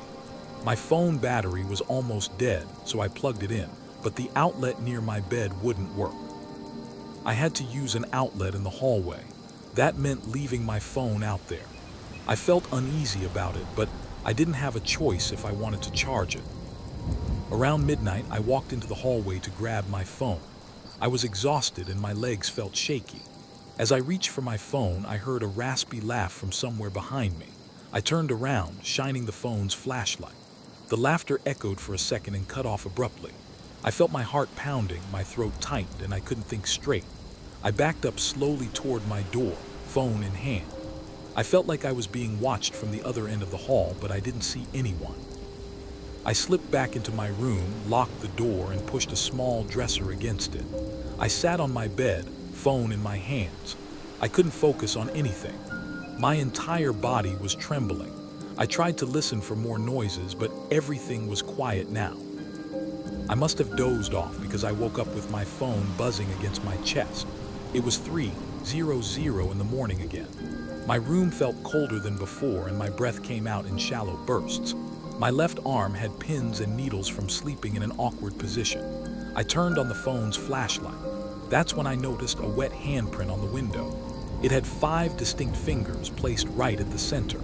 The glass was foggy and the moisture outline of the hand looked fresh. My stomach flipped. I approached the window and touched the glass. It was cold and the handprint was definitely on the inside. I felt my pulse throb in my neck. I whipped around to see if anyone was in my room. It was empty except for me. I started breathing faster and a dull ache spread through my chest. I moved toward the dresser that I had shoved against the door. It was still in place. The door was locked. Nobody could have gotten in unless they had a key. I tried to think of a reason for the handprint. My mind drew a blank. I glanced at the clock. The door was shut, but my gut told me to check it. My legs felt heavy, but I forced myself to cross the room. I grasped the closet knob and threw the door open. The closet was empty. My clothes were hanging there untouched. I flicked the flashlight around the interior, nothing else. No hidden doors, no attic hatch, nothing. I heard my own breathing, ragged and uneven. I didn't sleep again that night. I sat on the bed with my back against the wall, staring at the window. The handprint slowly dried up, leaving a faint smudge. My thoughts were jumbled. I considered packing up right then and leaving the house, but it was the middle of the night. I was scared to move around the house in the dark. I also worried about the locked cellar door outside. A thought nagged at me. What if something or someone was down there? First thing in the morning, I decided I'd had enough. I slammed my clothes into my duffel bag, yanked the door open, and dragged everything downstairs. I still didn't see the owner. The reception desk was empty. A thin layer of dust covered a few envelopes on the counter. I pulled out a piece of paper from my pocket and left a brief note stating I was leaving early. I placed my key on top of it. I didn't want any trouble. I just wanted out. I pushed the front door open, feeling a rush of relief as the fresh air hit my face. My hands were shaky and my knees felt weak. I forced myself to walk straight to my car without looking back. I felt like someone was watching me from the second-floor window, but I refused to turn around. Once in the driver's seat, I locked the doors. My fingers fumbled with the ignition. The engine roared to life and I gripped the steering wheel, my palms sweating. Before I pulled out, I glanced at the house. The upper window curtain shifted slightly, but I saw no figure. The place looked dull and lifeless in the morning light. I felt a surge of panic, like I was on the edge of something I couldn't control. I put the car in drive and left. My heart thumped, and my mind replayed the noises, the laughter, and the handprint on the window. I kept checking the rearview mirror for a while, waiting to see if anyone would follow me. The road stayed empty. I didn't go back to that house. When I think of it now, I feel a queasy churn in my stomach. I can still picture the drag of chains, the knock on my door, and that twisted giggle in the hallway. I remember the wet spot on the floor, the strange marks on the door frame, and the handprint on the window. Those memories stay with me, along with the weight in my chest whenever I recall how it felt to be alone in that place. I never figured out what was in that guest house or what caused those noises. I just know I couldn't stay there any longer. I left before I lost my nerve, and I haven't looked back since. But what if you couldn't leave so easily? What if the place you chose for peace and quiet turned out to be a trap, a place that seemed to close in around you the longer you stayed? Some houses don't want to let you go. Some houses have secrets that refuse to stay buried. I felt my stomach tight the moment I stepped onto the front porch of that old house. The air felt dense, and my ears buzzed as if I just walked into a place that didn't belong to me. I wanted to get away from the city and its endless noise. I wanted peace and quiet, and I figured a remote house on a large piece of land would let me clear my head. The property listing was cheap enough, and the owner didn't ask many questions. I liked that at first. Now I'm not so sure. I drove out there alone in my pickup truck. The roads got rough about 20 miles from the main highway. Gravel crunched under my tires and dust coated the windshield. I passed a few farms, some fields with tall grass, and a bunch of overgrown trees that looked half dead. When I finally reached the driveway, I could see a small gate with rusted hinges. I pushed it open by hand. It resisted at first, then scraped along the ground. Beyond the gate, I saw the house. It stood 2 stories high, with chipped paint and a sagging roofline. A single light was on in the front, probably a motion sensor that stayed triggered by the slightest breeze. I felt a jolt of curiosity and caution at the same time. I climbed out of the truck and walked up the porch steps. Each board groaned under my feet. I heard the wind pushing against the side of the house. It made a soft, rattling noise in the windows. I tried the key in the front door. It stuck at first, and I had to jiggle it a few times. When it finally turned, it made a scraping sound. I pushed the door open and stepped inside. The front room was dark. A single overhead light flickered when I flipped the switch on the wall. I noticed some peeling wallpaper, a thin layer of dust on the floor, and a few spider webs in the corners. A faint smell of mold made me cough. My eyes adjusted after a few seconds, and I saw a hallway leading to the back of the house. There was a staircase to my left going up. The banister looked worn and splintered. I dropped my bag on the floor by the door and cleared my throat. I felt a slight ache in my chest, like I couldn't get a full breath. I told myself it was just the stale air. I walked around the first floor to get a sense of the layout. The living room had some furniture draped with white sheets. I pulled one of the sheets off a chair and saw torn upholstery underneath. A stiff smell of old fabric and dust rushed into my nose. I sneezed a couple of times. When I lifted the sheet off a couch, I saw a few dead insects and small droppings that might have come from mice. I felt a chill in my arms. I decided to check the kitchen. The kitchen had outdated appliances, but everything looked functional. The sink worked, and the water ran clear after a few seconds of sputtering. There was an old fridge that still hummed when I plugged it in. The drawers and cabinets were mostly empty, except for a few rusted utensils and some warped cutting boards. I noticed a back door that led out to a small yard. I peeked outside and saw an overgrown garden with a broken fence. A large oak tree loomed at the edge of the yard. It creaked when the wind picked up, and the sound made me shiver for a moment. I headed upstairs next. The steps were narrow, and a few of them felt loose. My heart thudded with each footstep. On the second floor, I found 2 bedrooms and a small bathroom. The main bedroom had a bed frame and a closet with a missing door. The window looked out on the driveway. I could see my truck parked there, the hood still warm from the drive. I felt an odd relief seeing it, like I knew I could leave any time I wanted. I walked into the hallway and noticed another door I hadn't seen before. It was at the end of the hall, slightly ajar. I pushed it open and found a cramped storage room. It smelled stale, like old cardboard and damp wood. There were a few boxes stacked against the wall. I opened one and found old magazines from the 1970s, judging by the cover dates. The edges were curled and yellow. I set them aside and checked another box. It held some dusty linens and a single boot with a cracked sole. I felt a burst of unease. Nothing in that room belonged to me or had any connection to me, and yet I felt like I was intruding. That night I set up a sleeping bag on the main bedroom floor. I didn't trust the old bed frame. The house felt cooler than I expected. I turned up the thermostat, but the heater only sputtered. I layered a sweater over my shirt.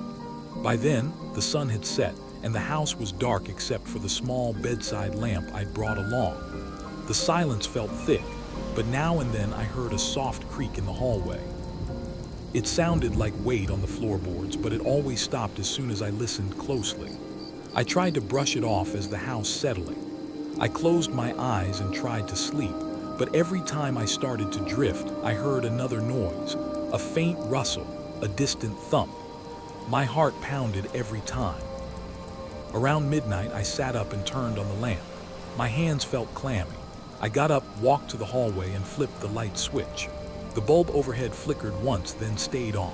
The hallway looked empty. I glanced at the storage room door. It was shut. I felt a tension in my stomach. I thought I saw a slight shift under the door, like a shadow passing, but I couldn't be sure. I stood there, my pulse racing for at least a minute. Then I went back to the bedroom, turned off the lamp, and forced myself to lie down. The next morning, I woke up with a stiff neck. My back hurt from sleeping on the floor. I crawled out of the sleeping bag and looked around the room. The air felt stagnant, and I noticed a thin layer of dust on my bag. I groaned and decided to open a window. When I pushed up the frame, it screeched. A draft of cold, fresh air rushed in, and I took a few long breaths. I changed clothes, grabbed a bottle of water, and went downstairs. I walked around the property in the daylight to see what I was dealing with. The yard had tall grass, some rotted wooden benches, and a line of trees that formed a boundary. I saw a small shed in the far corner, half collapsed. I looked inside and found broken tools, a faded workbench, and a few piles of old lumber. There were deep scratches on the floor, but I couldn't tell if they were from animals or something else. It smelled like wet earth and rotten leaves. I spent most of the day cleaning the living room. I folded the sheets from the furniture and wiped down the dusty surfaces. My nose kept itching and my eyes felt dry. I heard creaks above me, but I assumed it was just the old house shifting in the afternoon heat. By the time I finished, the living room looked somewhat livable. I figured I'd spend the evening there, maybe read a book or check my phone, but I realized I had no signal inside the house. I went outside, stood near the truck, and got one bar of reception. It was enough to check the news and a few messages. I felt isolated, but I tried to stay calm. As night approached, the air got colder again. The wind picked up, rustling the trees outside. I made a simple dinner in the kitchen, just some canned soup heated on the stove. I ate it by the dim light of a single overhead bulb. I listened for any sound other than the wind or my own breathing. The house felt quieter than the night before, but there was still a strange heaviness in the walls. I decided to sleep in the living room. I wanted to avoid that bedroom for a while. I set up my sleeping bag on the couch, which I dusted earlier. I turned off the kitchen light and left a small lamp on in the corner of the living room. It gave me enough light to see the shape of the windows and the furniture. I lay down and tried to relax. The couch springs squeaked under my weight. I stared at the ceiling for a long time, counting the cracks and hearing the wind blow outside. My eyes got heavy, and I began to drift off. Then I heard footsteps above me. They moved from one end of the upstairs hallway to the other. The floorboards creaked in a steady rhythm. I froze. My heart pounded so hard I could hear it in my ears. I stared at the ceiling, not sure if I was imagining it. The footsteps stopped for a few seconds, then started again. They paused near where the bedroom was. I felt cold sweat on my forehead. I tried to swallow, but my throat felt dry. I thought about running outside to the truck, but I forced myself to stand up quietly instead. My legs felt weak. I picked up a flashlight from the coffee table and headed to the stairs. My breath came in sharp bursts. I held the flashlight in front of me, shining the beam on each step. When I reached the top, I flipped the hallway light switch. The hallway stayed dark. The bulb had burned out or something else was wrong. I heard a faint scraping noise near the storage room door. I took one step toward the door. The floor creaked under me. I pointed the flashlight at the door. It looked the same as before, shut tight. The scraping sound stopped. The only thing I could hear was my pulse. My stomach churned. I felt something at my back like a soft rustle of air. I whipped around and aimed the flashlight behind me. Nothing, just the same dark corridor. I let out a shaking breath and reached for the doorknob. My hand trembled. I pushed the door open, shining the beam inside. The room looked unchanged. Boxes in the corner, dusty floor, same stale smell. I stepped inside and moved the flashlight beam across the walls. The wallpaper peeled in spots. I saw tiny cracks along the floorboards, nothing else. I let out a breath I'd been holding. I turned around to leave and I noticed something move in the corner of my eye. I flashed the light quickly, but it was too late. I didn't see a figure or a shape. It felt like a slight motion, maybe a shift in the shadows. My chest tightened again and I backed away, nearly bumping into the door frame. I closed the door and headed back downstairs, trying to keep my breathing steady. I didn't want to sleep after that. I sat in the living room with the flashlight in my lap, staring at the staircase. A few times I thought I heard faint whisper-like sounds, but I couldn't make out any words. I rubbed my arms to keep warm and told myself to focus on each breath. The night dragged on. I felt the house groan now and then, like it was protesting my presence. I stayed there until sunrise, dozing off for a few minutes at a time. In the morning, I decided to call the owner. I walked outside to find a signal. I told him about the noises. He sounded calm on the phone, said the house was old, that the wind probably carried sounds through the walls, and that maybe there were squirrels or raccoons in the attic. He offered to send someone to check, but I declined. I didn't know if I wanted to be alone with a stranger in that house. I couldn't explain it clearly. I just said I'd handle it. I spent the day searching the attic. I climbed a pull-down ladder in the hallway ceiling. The attic was cramped, filled with insulation and dust. I shined the flashlight around. A few old trunks, some broken chairs, no signs of large animals. I checked the corners for droppings, nothing. It smelled like musty wood and dried insulation. I stayed up there for half an hour, waiting for any sound. Everything stayed silent. The only noise was my own breathing and the occasional pop of the house frame in the heat. I went back down and checked every room again. The living room, the kitchen, the bedrooms, even the storage room. I found no footprints, no disturbed boxes, no forced windows. I started to think I was overreacting. Maybe exhaustion was messing with my head.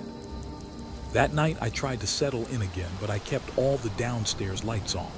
The glow hurt my eyes, but I felt a bit safer seeing everything around me. Around midnight, I decided to go upstairs for a minute to grab a fresh blanket I'd left in the main bedroom closet. I wanted to warm up on the couch. I climbed the steps slowly, keeping my flashlight pointed ahead. At the top, I reached for the hallway switch out of habit, then remembered it was dead. The corridor stretched in front of me, dark and silent. I listened for anything, footsteps, whispers, scraping, nothing. I walked to the bedroom, found the closet, and pulled out my blanket. When I turned around, I saw a vague shape near the storage room door. It moved across the hall toward the staircase. My blood went cold. It was like a tall silhouette, but I couldn't see details. The hallway was pitch black except for the weak flashlight beam. The shape vanished the moment I blinked. I stood there, my heart hammering. My hand holding the flashlight shook so much I almost dropped it. I forced my legs to move. I walked toward the stairs, shining the flashlight ahead of me. I saw nothing but a few dust particles floating in the beam.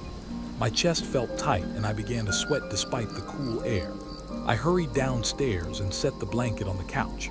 My thoughts raced and I realized I needed a plan. My gut told me this place wasn't empty. I didn't know if it was a person hiding here or something else. My eyes stung with exhaustion and every muscle felt tense. I didn't want to run off in the middle of the night, but I also didn't want to stay there another second. Yet I stayed. I told myself I was imagining half of it. Maybe the shape was a trick of the light or my own shadow. The noise could be the house or some animal outside. That's what I told myself. I spent the rest of that night sitting on the couch, gripping the flashlight. Every time I closed my eyes, I jerked awake at the slightest sound. A few times I thought I heard something shuffle near the kitchen doorway, but I never saw anything. The minutes dragged and I felt my nerves unravel. By dawn, my eyes burned and my limbs felt heavy. I got up, stretched my aching back and walked to the window. Pale light crept over the yard. I made a decision then. I packed my things in a hurry, threw them in the truck, and locked the front door behind me. I didn't even bother with the cleaning supplies I'd brought. I climbed into the driver's seat and turned the key. The engine started, and the sound of it brought me a rush of relief. I pulled out of that driveway without looking back at the house. My hands shook on the steering wheel all the way down the gravel road. I still don't know what walked those halls at night, or why the house felt like it didn't want me there. I can't explain the footsteps or the moving shadows. All I know is I felt watched every minute I stayed inside. My chest was always tight, and my ears never got used to the creaking floors. I've been around old buildings before, but nothing like that. I didn't see anything clear enough to call it a person, and I never found any sign of someone living there. Yet the hair on my arm stood on end whenever the sun went down. That's how it went. I showed up looking for peace and quiet, and I found something else. I can still recall that moment on the second floor when I sensed movement behind me. I can feel the cold sweat on my neck. I can hear the slow scrape near the storage room door. Sometimes when I close my eyes, I see that shape crossing the hallway. Maybe the house has secrets. Maybe it's just my nerves. I don't have any answers. I only know I'm not going back. Some places don't just feel empty. They feel expectant, as if the walls themselves are waiting for something to happen. Maybe it's the silence, or the way the shadows seem to stretch a little longer than they should. Or maybe it's the sense that you're not just a guest, but a witness to something you were never meant to see. For some, a single night is enough to change everything. For others, the questions never leave. I got to the building late in the afternoon, feeling tired from a long drive. The building stood in front of me with tall windows and thick stone walls. I noticed the old, worn bricks and the heavy wooden door. There was a slight chill in the air, even though it was summer. I didn't know much about the place. I had booked a short stay because the rate was low and the location was convenient. I had a bit of business nearby and thought it would be nice to experience something different from the usual chain hotels. I expected an ordinary night in an outdated place. I wasn't looking for excitement or anything unusual. I stepped inside the foyer and smelled stale air mixed with a hint of cleaning solution. The floor was made of creaky wood planks. Each step produced a dull groan. There was a narrow desk near the entrance, but I didn't see a receptionist. I stood there for a moment, wondering if I should call out. Then a man came around the corner. He was older, wearing a gray sweater that looked a little too big. He introduced himself as the caretaker. He spoke in a low voice and apologized for keeping me waiting. I handed him my reservation printout and he nodded while looking at it. He told me I was the only guest that evening. That surprised me. I asked if business was slow, and he shrugged without explaining. He led me down a hallway. The walls had old portraits of people I didn't recognize. Their frames were dusty and the faces were stiff and serious. The caretaker pointed to a set of stairs and said my room was on the second floor. He held out a brass key on a small ring and explained that the lock stuck sometimes, so I'd have to jiggle it a bit. I thanked him. He turned to leave but paused. He said if I needed anything, his apartment was on the ground floor in the east wing. Then he left me alone in that dim corridor. I carried my suitcase up the stairs. Each step made a loud echo. The entire place felt deserted. No lights were on in the hallway except for one weak bulb near my door. I found the room, slid the key in the lock, and pushed the door open. The room was simple: a narrow bed with a wooden frame, a small table with a single chair, and a closet with a full-length mirror on the inside of the door. The window faced the courtyard, where I saw an overgrown garden and some old stone statues. It all looked a bit dreary, but I was too tired to care. I set my suitcase down and tested the bed. The mattress felt firm, almost too firm. I checked the bathroom. The faucet in the sink squeaked, but it produced cold water without much delay. The shower looked functional. I saw some towels on a small shelf. There were no fancy toiletries, just a plain bar of soap. Everything felt practical and a bit worn, like it had seen better days. I didn't mind. I was mostly focused on my plans for the next day and how I wanted to get some rest. After unpacking a few things, I noticed how quiet it was. I heard no traffic, no voices. All I heard was a slight hum in my ears, probably my own blood rushing. It felt strange, but I brushed it off.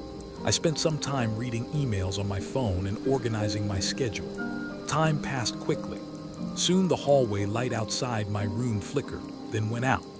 My room still had a small table lamp, so I wasn't in complete darkness, but the hallway became pitch black. It felt unsettling to look at that open door. I shut it and bolted the latch. It was around 8:00 in the evening when I got hungry. I remembered seeing a little cafe down the street when I arrived. I decided to go there. I left my room and used the flashlight on my phone to navigate the hall. The caretaker wasn't at the front desk. I figured he might be in his apartment. I stepped outside into the cool air, walked a few blocks, and found the cafe.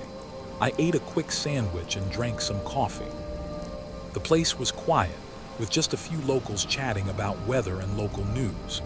I paid my bill, walked back, and re-entered the building around 9:30. Inside, I felt a wave of unease. The foyer was dark except for the faint glow of a single lamp in the corner. I remembered how the caretaker said he lived in the East Wing, but I didn't feel like disturbing him. I headed upstairs, shining my phone's flashlight in front of me. On the second floor landing, I paused because I thought I heard something. It sounded like footsteps at the far end of the hall. They were slow and deliberate, but I couldn't see anyone. I called out, "Hello, hello." No answer. The sound stopped. The air felt heavy and my heart started pounding. I hurried to my room, got the door open, and locked it behind me. I sat on the edge of the bed, trying to calm myself. I told myself it was probably just the caretaker checking something, but the memory of those footsteps made me uneasy. I felt a strange chill. I decided to take a warm shower to relax. The shower water took a while to heat up and the pipes rattled. The bathroom door was slightly open, letting in the room's yellowish lamp light. Nothing strange happened in there, but I couldn't shake the feeling that someone stood on the other side of the door. I turned the water off quickly, dried myself, and stepped out. The door was still open, exactly as I'd left it. Nobody was there. I dressed in comfortable clothes and checked my phone. No new messages. The battery was half drained, so I plugged it in. I checked the time. It was almost 10. I decided to lie down and rest. Maybe I'd watch something on my phone or scroll through social media, but I kept hearing small creaks in the hallway. I tried to ignore them, telling myself old buildings make noise. After about 10 minutes, I heard something else. It sounded like a soft knock on my door. I froze. I waited. Another knock, a little louder this time. My skin prickled. I asked, "Yes, who is it?" No one answered. I slowly got up, stepped closer to the door, and asked again, "Hello, do you need something?" Still no reply. I reached for the doorknob. My hand was shaking. I unlatched the bolt and turned the knob. I opened the door just a crack and peeked out. The corridor was empty. I shone the phone's flashlight and saw nothing. I stepped into the hall and looked both ways. The entire hallway was dark, with only the faint shape of the old portraits on the walls. I shut my door again and locked it. My heart pounded, and my mouth felt dry. I realized I was genuinely frightened. I paced around my room, listening for any further sounds. I heard nothing for a while. Then, around half an hour later, I caught sight of something through the window that overlooked the courtyard. I saw a silhouette in a window across from mine. It looked like a person standing in a dark room. The shape was outlined by the dim light from somewhere behind it. I couldn't make out any features. I just saw a figure. It didn't move. I stared for several seconds, feeling my heartbeat hammer in my chest. Then I looked away, trying to process what I was seeing. When I looked back, the silhouette was gone. I tried to rationalize it. Maybe it was just my reflection, but the angle didn't seem right for that. I decided to step out again and see if I could find the caretaker. I was tired of guessing. I unbolted the door, opened it, and walked quickly down the corridor with my phone's flashlight. The hallway seemed to stretch longer than before. Each step echoed. I passed a few closed doors. One of them had a faint light under it, but I heard no voices. I got to the main stairwell and went down to the ground floor. The foyer was still dark except for that single lamp. I saw no sign of the caretaker. I noticed a door with a sign that said private. I assumed that was his apartment. I knocked a few times, but there was no response. I felt nervous standing there in the quiet, so I decided to check the building's common areas. There was a lounge with old chairs and a fireplace. The furniture had sheets over it and there was a slight musty smell. I shone my light around, nothing moved. I saw a corridor leading to a small dining room. The chairs were arranged around a table and there were candles in the center, but they were unlit. I listened carefully. I heard a distant thump from above, like something heavy dropped on the floor. I felt a sudden spike of fear in my chest. I wondered if I should leave, but my belongings were still upstairs. I also didn't want to walk out alone in the dark and find no place to sleep. It was late, and I was in an unfamiliar town, so I told myself to stay calm. I returned to the stairwell and started climbing back to my floor. About halfway up, the building's main door slammed somewhere behind me. I spun around, aiming my flashlight, but I couldn't see the door. I shouted, "Hello, caretaker." No answer. My voice echoed off the walls. I felt my hands shaking. I forced myself to climb the rest of the stairs. I reached the second floor and walked to my room. My door was slightly ajar, even though I was sure I had locked it. My pulse raced. I stepped inside and turned the room light on. Everything looked the same, except the closet door was open now. I remembered closing it earlier because the mirror on the inside had startled me when I first arrived. Now it was open. I went over to it. The mirror was intact and I saw my reflection looking pale and tense. I closed the closet door. I checked my suitcase. It looked undisturbed. My phone charger was still plugged in and my phone was right where I left it. I sat on the bed, breathing heavily. I couldn't explain the open closet or the ajar door. The caretaker was nowhere to be found. I was the only guest. I started to sweat. My mouth was dry. My hands felt cold. I looked at the time on my phone. It was close to midnight. I heard a faint click in the hallway like a door latch. I held my breath, waiting to see if footsteps followed. I heard nothing. My chest felt tight, and I realized I was gripping the bedspread so hard my knuckles hurt. I stood up and grabbed the key from the nightstand. I locked the door again, checking the bolt twice. Then I shoved a chair against the door just to feel a little safer. I paced for a while, considering whether to pack up and leave right then. But I was exhausted and didn't like the idea of driving around at night looking for another place to stay. I decided to try and get some sleep. Hopping daylight would bring some normalcy. I turned off the table lamp and lay in bed under the thin blanket. The mattress felt lumpy. I listened to the silence for a few minutes. Then I heard that same faint knocking sound, but this time it wasn't on my door. It seemed to come from somewhere down the corridor. It was steady, like someone tapping a wall. I could feel my heartbeat in my ears. I tried covering my head with a pillow to block out the sound. It kept going for a while, then stopped abruptly. I waited, eyes wide open, expecting it to start again. It didn't. At some point, I drifted off into a restless sleep. I dreamed about footsteps chasing me through empty rooms, but I couldn't see who was behind me. I woke up sweating, unsure of the time. I fumbled for my phone and saw it was about 3:00 in the morning. The building was silent again. I got up to use the bathroom. The hallway was still dark, but I saw a thin strip of light coming from under a door about 5 rooms down. It hadn't been there before. I stood there listening but heard nothing. I went back to my room, locked the door and sat on the bed, staring at the window. The sky was still dark, but I could see the faint outline of the courtyard below. I waited for dawn, counting the minutes. When the sun finally rose, I packed my things quickly. I didn't see the caretaker. I left the key on the table and walked out, my footsteps echoing in the empty hallway. Outside, the air felt fresher, and the city looked almost normal in the morning light. But I knew what I'd heard, and I knew what I'd seen. Some questions never get answered. Some places never let you forget.